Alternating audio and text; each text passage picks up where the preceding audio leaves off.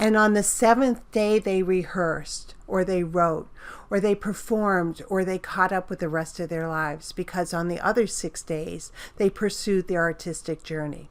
When you have an artistic calling, you give up the idea of a 40-hour work week or 5 days a week.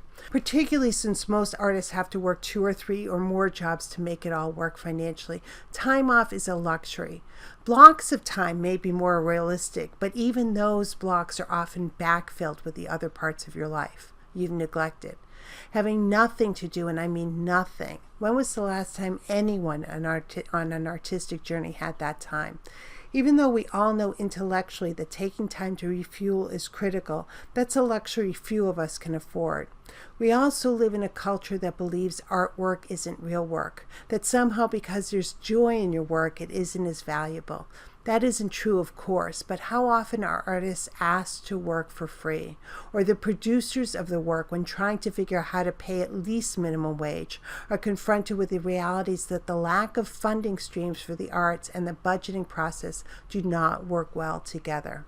Free is never free. Free is often done on the backs of artists, the passion of the artist being leveraged against their need to make it all work. A couple of weeks ago, I read an article and shared it on my Facebook page. I'll post a link to it below. The article is entitled "Performing Arts and Overworked Staff. Let's Not Pretend We're Okay."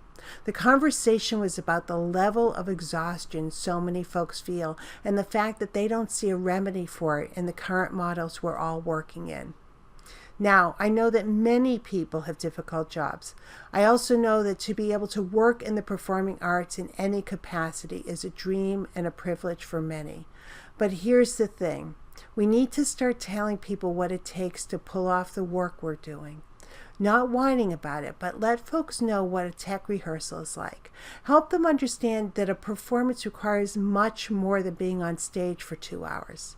Talk about the tension between funding the work and paying the artists. For my writer friends, all of us who are published know how lucky we are. But here's the fact. That book you're holding on to in your hand took me 9 months to write. It's work I love to do, and I'm very grateful. But the work is hard, and it's work. I'm going to suggest that we commit to doing the following things. First, be honest about the time and mental capacity that your work requires with yourself and with others. Second, don't think you have to be a suffering artist in order to be an artist. You don't need to suffer. Third, when possible, make your journey or the journey of others easier. Fourth, advocate for the arts and arts funding. We need to take a soaker hose to the grassroots in order to create change in the community. Next, take breaks, rest, refuel. Nobody cares about you and your artistic practice as much as you do. I'm not an advocate of complaining or whining, but I am an advocate of honesty. The artistic path has many challenges, and one of them is that while we're blessed to be on it, the path is often a road to burnout. Are you an artist who thought you were the only person who felt this way? That's a problem too. We need to talk to each other and support each other and think differently about how we do the work, because the world needs artists to do their work, but they can't when it's impossible. My name is Julie Henricus, and I'm the founder of Your Ladders. Have you subscribed to Your Ladders yet? I offer classes on business planning, marketing, fundraising, budgeting, networking, self-promotion, and more. I also do a monthly training, and you'll have access to previous trainings. Additionally, you'll have access to the Your Ladders community.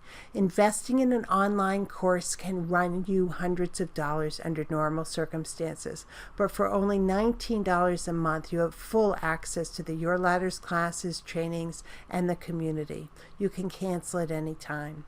Imagine what it would feel like understanding the business side of the arts by learning at your own pace, on your own timeline, and for only $19 a month. And you also having access to trainings and to a community of folks who understand your path. You don't have to imagine. You only have to subscribe today. Go to www.yourladders.com/subscribe. I'll see you there.